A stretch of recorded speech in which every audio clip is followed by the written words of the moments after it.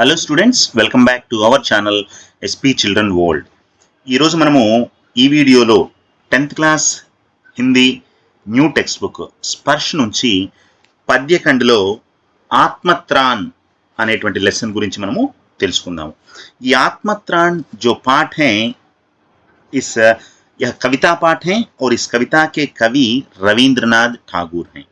ఈ ఆత్మత్రాన్ అనేటువంటి లెసన్ ఏదైతే ఉందో ఇది కవితా పాఠము మరియు ఇస్ కవితాకే కవి high Rabindranath Tagore.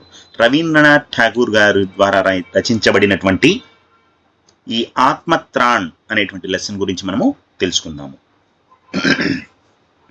Okay students, first చూడండి కవి పరిచయ గురించి తెలుసుకుందాము.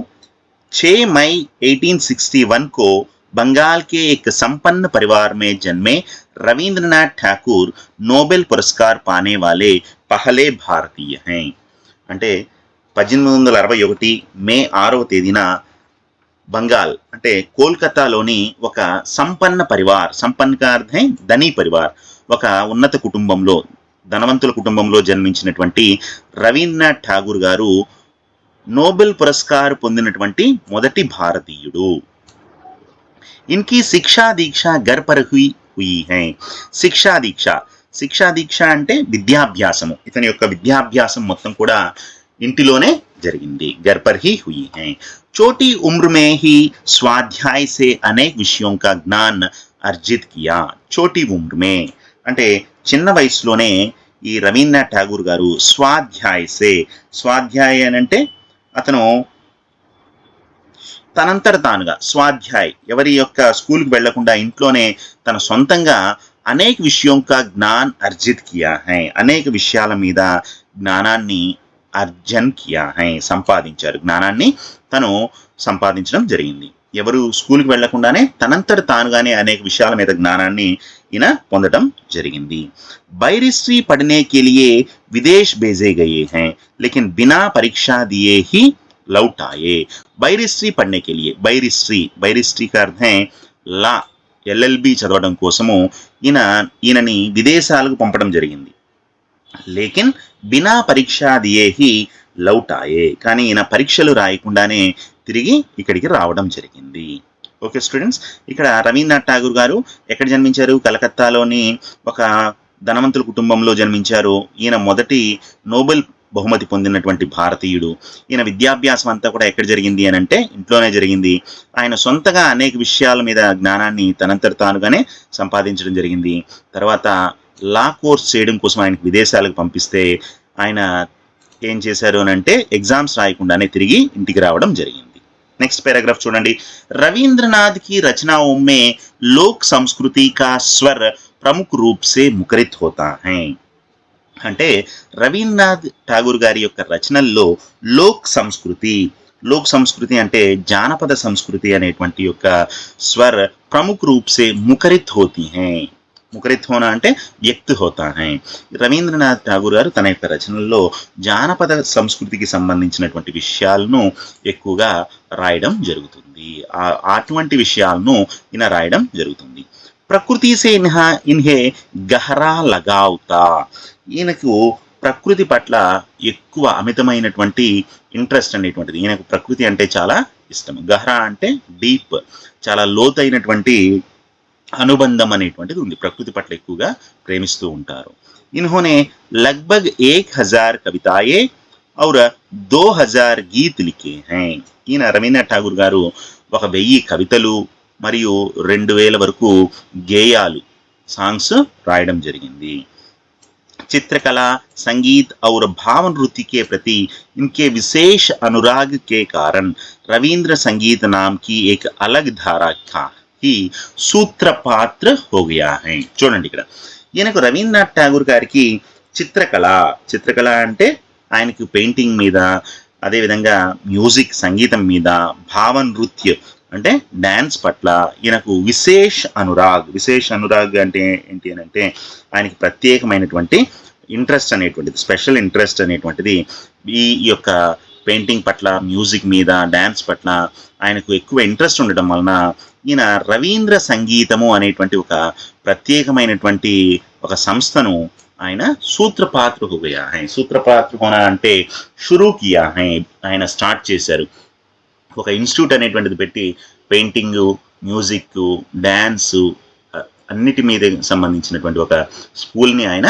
ఓపెన్ చేయడం జరిగింది इन्होंने शांति निकेतन नाम की एक शैक्षिक सांस्कृतिक संस्था की स्थापना की అంతేకాకుండా ఎడ్యుకేషన్కి సంబంధించినటువంటి ఒక స్కూల్ని కూడా ఓపెన్ చేయడం జరిగింది దాని పేరు ఏంటి అని అంటే శాంతి నికేతన్ అనేటువంటి శైక్షిక్ और सांस्कृतिक ఎడ్యుకేషనల్ అండ్ కల్చరల్ ఇన్స్టిట్యూట్ అనేటువంటి దాన్ని ఆయన ప్రారంభించడం జరిగింది यह अपनी तरह का अनूठा संस्थान माना जाता है ఇది ఒక అనూఠా అంటే ఒక యూనిక్ అయినటువంటి ఒక ప్రత్యేకత కలిగినటువంటి ఒక ఇన్స్టిట్యూట్ ఈ శాంతినికేతన్ అనేటువంటిది ओके स्टूडेंट्स नेक्स्ट చూడండి अपनी काव्य कृति गीतांजलि के लिए नोबेल पुरस्कार से सम्मानित हुए रवींद्रनाथ ఠాగూర్ की अन्य प्रमुख कृतियां हैं ఇంతకుముందే చెప్పుకున్నాము రవీంద్రనాథ్ ఠాగూర్ గారి మన భారతదేశం తరపున నోబెల్ బహుమతి సాధించినటువంటి మొదటి భారతీయుడు అని చెప్పేసి చెప్పాం అయితే ఆయనకు దేనికి నోబెల్ బహుమతి వచ్చిందంటే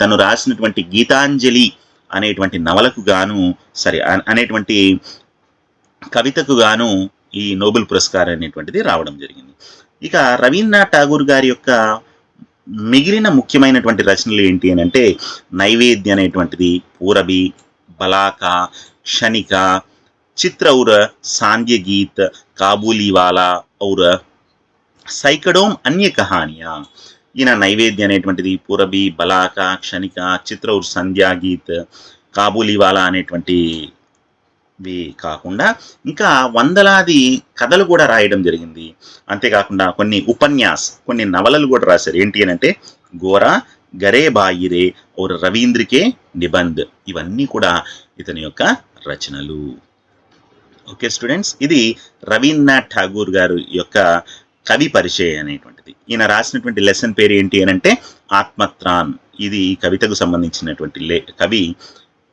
రవీంద్రనాథ్ ఠాగూర్ గారి గురించి తెలుసుకున్నాం నెక్స్ట్ చూడండి పాఠ్ ప్రవేశ్ तैरना चाहने वाले को पानी में कोई उतरा तो सकता है उसके आसपास भी बना रह सकता है ఇక్కడ దేని గురించి చెప్తున్నారు తైర్నా అంటే ఏంటంటే స్విమ్మింగ్ ఈత కొట్టాలి అనుకునే వాళ్లకు తైర్నా చాహనే వాళ్ళ ఎవరైతే ఈత కొట్టాలి అని చెప్పేసి అనుకుంటున్నారో వాళ్ళను పానీ మే కోయి ఉత్తరాతో సక్తా హై వాళ్ళను నీటి దగ్గరకు ఎవరైనా తీసుకెళ్తారు నీటిలో ఎవరైనా దింపగలుగుతారు ఉస్కే ఆస్పాస్ బి బనా సక్తా హై ఆస్పాస్ అతని పక్కనే ఉండగలుగుతారు మగర్ తైర్నా చాహనే వాలా జబ్ స్వయం హాత్ పావ్ చలాతా హై తబీ తైరాక్ బన్ పాతా హై చూసారా ఇక్కడ ఏం చెప్తున్నారో ఈత కొట్టాలి అని అనుకునే వాళ్ళు ఈత కొట్టాలనేటువంటి కోరిక ఉండే వాళ్ళను నీళ్లలోకి తీసుకెళ్లి మనం దింపగలుగుతాము వాళ్ళ పక్కనే ఉండగలుగుతాము కానీ తైర్నా చాహనే వాళ్ళ ఎవరైతే ఈత కొట్టాలి అనుకుంటున్నారో వాళ్ళు స్వయంగా హాత్ పావ్ చలాతా హై తబీ తైరాక్ బన్ పాతా హై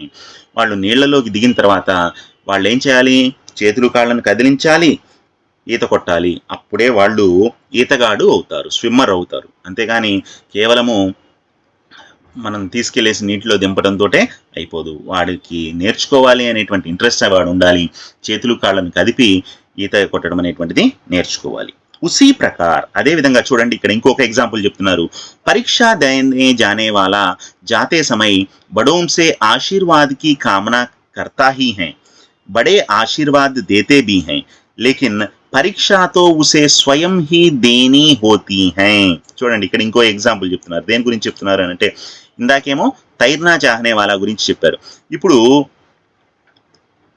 పరీక్షా దేనే వాలా గురించి చెప్తున్నారు పరీక్షా దేనే జానే వాలా ఎగ్జామ్ రాయడానికి వెళ్ళే వాళ్ళు ఏం చేస్తారు బడోం సే ఆశీర్వాద్ కి కామనా కర్తా హీ హై పెద్దల దగ్గర ఆశీర్వాదం తీసుకుంటారు బడే ఆశీర్వాద్ దేతే భీ హై పెద్దలు ఏం చేస్తారు వాళ్ళకు బ్లెస్సింగ్స్ అనేటువంటివి ఇస్తారు లేకిన్ పరీక్షతో ఉసే స్వయం హీ దేని హోతీ హై కానీ వాళ్ళు ఎగ్జామ్ మాత్రమే ఏం చేయాలి వాళ్ళు స్వయంగా వాళ్ళంతటి వాళ్ళే రాయాల్సి ఉంది ఓకే స్టూడెంట్స్ ఇక్కడ తైర్నా చాహనే వాళ్ళ గురించి చెప్పారు ఇక్కడ ఎవరి గురించి చెప్తున్నారు ఎగ్జామ్స్కి వెళ్ళేటువంటి వాళ్ళ గురించి చెప్తున్నారు నెక్స్ట్ అదే విధంగా ఇంకొక ఎగ్జాంపుల్ చెప్తున్నారు చూడండి इसी तरह जब दो पहलवान कुश्ती लड़ते हैं దో పహల్వాన్, ఇద్దరు పహల్వాన్, ఈ కుస్తీ పట్టేటువంటి వాళ్ళు రెజ్లర్స్ ఎవరైతే ఉన్నారో వాళ్ళు ఏం చేస్తారు, తమ ఉన్కా ఉత్సాహతో సభీ దర్శక్ బడాతే హై, ఇద్దరు రెజ్లర్స్ పోటీ పడుతూ ఉంటే దర్శక్ చూసేటువంటి వాళ్ళందరూ కూడా ఉస్కా ఉత్సాహ బడాతే హై, వాళ్ళని ఎంకరేజ్ చేస్తారు. ఇస్సే ఉన్కా మనోబల్ బడతా హై, ఆ విధంగా ఎంకరేజ్ చేయడం వలన వాళ్ళలో కాన్ఫిడెన్స్ అనేటువంటిది పెరుగుతుంది. మగర్ కుస్తీతో ఉన్హే ఖుద్ హీ లడనీ పడతీ హై, కానీ ఆ కుస్తీ అనేటువంటిది మాత్రము వాళ్ళు ఇద్దరు కూడా స్వయంగా వాళ్ళంతట వాళ్ళే చేయాల్సి ఉంటుంది అని చెప్పేసి చెప్తున్నారు. నెక్స్ట్ పారాగ్రాఫ్ చూడండి. ఇక్కడ ముగ్గురు గురించి చెప్పారు. ఎవరెవరు, తైర్నా చాహనే వాలే, పరీక్షా దేనే జానే వాలా ఔర్ దో పహల్వాన్. ఈ ముగ్గురు అంటే ఈ పారాగ్రాఫ్ వలన ఏంటంటే ఎవరైతే ఏ పని చేయాలనుకుంటున్నారో వారు ఆ పనిని స్వయంగా వారే చేయాలి, అంతేకాని మిగతా వాళ్ళు ఎవరు కూడా వాళ్లకు సహాయం అనేటువంటిది చేయలేరు అని చెప్పేసి చెప్తున్నారు. प्रस्तुत पाठ में कवि गुरु मानते हैं कि प्रभु में सब कुछ संभव कर देने की सामर्थ्य है, फिर भी वह यह कार्य कतई नहीं चाहते कि वही सब कुछ कर दे. చూడండి ఇక్కడ ఏం చెప్తున్నారు అని అంటే, ప్రస్తుత పాఠంలో కవి గురు అనేటువంటిది రవీంద్రనాథ్ ఠాగూర్ యొక్క బిరుదు. ప్రస్తుత పాఠంలో రవీంద్రనాథ్ ఠాగూర్ ఏమని చెప్తున్నారు అని అంటే, ప్రభు మే సబ్ కుచ్ సంభవ్ కర్ దేనికి సామర్థ్య హై, భగవంతునికి, ప్రభు అంటే ఎవరు, భగవంతునిలో ఏదైనా సరే సాధ్యం చేసేటువంటి సామర్థ్యం అనేటువంటిది భగవంతునికి ఉంది. అయినా సరే ఫిర్ భీ వహ్ కతయి నహీ చాహతేకి, ఆయన ఎప్పటికీ కూడా తనంతట తానే చేసేయాలి అని చెప్పేసి వహీ సబ్ కుచ్ కర్దే, భగవంతుడే అన్ని చేసేస్తే మరి మనం ఏం చేస్తాము, అందువలన ఎప్పుడు కూడా భగవంతుడు మొత్తం ముందుగానే అన్ని తనే చేయలేడు అని చెప్పేసి కవి చెప్తున్నారు. कवि कामना करता है कि किसी भी आपदा विपदा में, किसी भी द्वंद्व में सफल होने के लिए संघर्ष वह स्वयं करे, प्रभु को कुछ ना करने पड़े. చూడండి ఇక్కడ కవి కామనా కర్తా హై, కామనా కా అర్థం హై ఇచ్చా, చాహ్ కర్తా హై. కవి ఏమని కోరుకుంటున్నాడు అని అంటే, కిసీ బి ఆపద యా విపదా మే, ఏదైనా సరే ఆపదలో, ఏదైనా సరే దుఃఖంలో, కిసీ బి ద్వంద్వమే, ఏదైనా సరే సంఘర్షణలో, ఏదైనా సందిగ్ధంలో ఉన్నప్పుడు ఎలా చేయాలి అనేటువంటి సంఘర్షణలో సఫల్ హోనే కే లియే, అందులో సక్సెస్ సాధించాలి అని అంటే సంఘర్ష స్వయం కరే, దానికి కావలసినటువంటి ఆ యొక్క తపన అనేటువంటిది, ఆ సంఘర్షణ అనేటువంటిది స్వయం కరే, అతను స్వయంగా అతనే దాన్ని సాల్వ్ చేయాలి. ప్రభుకో కుచ్ నా కర్నే పడే, భగవంతుడు ఏమీ చేయనవసరం లేదు, తనంతట తానే ఎటువంటి ఆపద నుంచైనా సరే, ఎటువంటి సందిగ్ధం నుంచైనా సరే బయటపడే విధంగా ఉండాలి అని చెప్పేసి కవి కోరుకుంటున్నాడు. ఫిర్ ఆఖిర్ వహ్ అప్నే ప్రభు సే క్యా చాతా హై, సరే కవి ఇంతకీ చివరికి తన యొక్క భగవంతుడి నుంచి ఏం కోరుకుంటున్నాడు ఈ లెసన్లో మనం చూద్దాం. మరి అన్నీ కూడా భగవంతుడు చేయొద్దు, అన్నీ కూడా మనమే చేయాలి అని చెప్పేసి చెప్తున్నాడు. మరి రవీంద్రనాథ్ ఠాగూర్ గారు అసలు భగవంతుడి నుంచి ఏం కోరుకుంటున్నారో చూద్దాము. रविंद्रनाथ ठाकुर की प्रस्तुत कविता का बंगला से हिंदी में अनुवाद श्रद्धेय आचार्य हजारी प्रसाद द्विवेदी जी ने किया है. చూడండి ఇప్పుడు వరకు మనం చెప్పుకున్నాము, ఆత్మత్రాణ అనేటువంటి పాఠం లెసన్ ఏదైతే ఉందో, కవితా పాట ఏదైతే ఉందో అది ఎవరు రాశారని చెప్పాము, రవీంద్రనాథ్ ఠాగూర్ రాశారు. అయితే ఈ ఆత్మత్రాణ అనేటువంటిది ముందు రవీంద్రనాథ్ ఠాగూర్ గారు దేనిలో రాశారు అని అంటే బంగ్లా లాంగ్వేజ్లో రాశారు. వెస్ట్ బెంగాల్కి సంబంధించినటువంటి బంగ్లా లాంగ్వేజ్లో రాస్తే దాన్ని ఇప్పుడు మనం హిందీలో అనువదించింది ఎవరు అని అంటే శ్రద్ధేయ ఆచార్య హజారీ ప్రసాద్ ద్వివేదీజీనే కియా హై. ఈ ఆత్మత్రాణ అనేటువంటిది రవీంద్రనాథ్ ఠాగూర్ గారు బంగ్లాలో లాంగ్వేజ్లో రాస్తే దాన్ని హిందీలోకి ఎవరు అనువదించారు అని అంటే ఆచార్య హజారీ ప్రసాద్ ద్వివేదీజీ గారు దీన్ని హిందీలోకి అనువదించడం జరిగింది. द्विवेदी जी का हिंदी साहित्य को समृद्ध करने में अपूर्व योगदान है. ఈ హజారీ ప్రసాద్ ద్వివేదీ గారు ఎవరైతే ఉన్నారో ఆయన హిందీ సాహిత్యాన్ని అభివృద్ధి చేయడంలో చాలా తన పాత్ర అనేటువంటిది చాలా ఉంది. హిందీ సాహిత్యాన్ని చాలా చక్కగా ఈయన అభివృద్ధి చేశారు, డెవలప్ చేశారు. यह अनुवाद बताता है कि अनुवाद कैसे मूल रचना की आत्मा को अक्षुण्ण बनाए रखने में सक्षम है. ఈ యొక్క ట్రాన్స్లేషన్ చేసినటువంటి కవిత ఏదైతే ఉందో మనకి ఏమని తెలియజేస్తుంది అని అంటే ట్రాన్స్లేషన్ ఏ విధంగా చేయాలి, దాని యొక్క మెయిన్ థీమ్ ఏదైతే ఉందో, దాని యొక్క మూల రచన ఏదైతే ఉందో, దాని యొక్క ఆత్మను చెక్కు చెదరకుండా ఉంచడంలో ఈ హజారీ ప్రసాద్ ద్వివేది గారు ఏమని చెప్పారు అనంటే సక్సెస్ సాధించారు. అంటే రవీంద్రనాథ్ ఠాగూర్ గారు రాసినటువంటి దాన్ని హిందీలోకి ట్రాన్స్లేట్ చేసినప్పుడు దానిలో ఉండేటువంటి ఆ మూల కవిత ఏదైతే ఉందో, మూల భావం ఏదైతే ఉందో, దాన్ని ఎటువంటి చేంజెస్ అనేటువంటివి లేకుండా కరెక్ట్గా దాన్ని యాస్టీస్గా ట్రాన్స్లేట్ చేయడంలో హజారీ ప్రసాద్ ద్వివేది గారు సక్సెస్ సాధించారు, సమర్థుడయ్యారు అని చెప్పేసి చెప్తున్నారు. ఇది ఆత్మత్రాణ్ లెసన్కి సంబంధించినటువంటి కవి పరిచయ్ మరియు పాఠ ప్రవేశ్ అనేటువంటిది మనము కంప్లీట్ చేసుకున్నాము. నెక్స్ట్ క్లాస్లో ఆత్మత్రాణ్ ఇస్కా అర్థ క్యా హై, ఆత్మత్రాణ్ అంటే ఏంటి అనేటువంటి విషయాన్ని గురించి, అదేవిధంగా ఈ లెసన్కి సంబంధించినటువంటి కవితా భాగ్ గురించి మనము తెలుసుకుందాము. ఓకే స్టూడెంట్స్, ధన్యవాద్ సభీకు.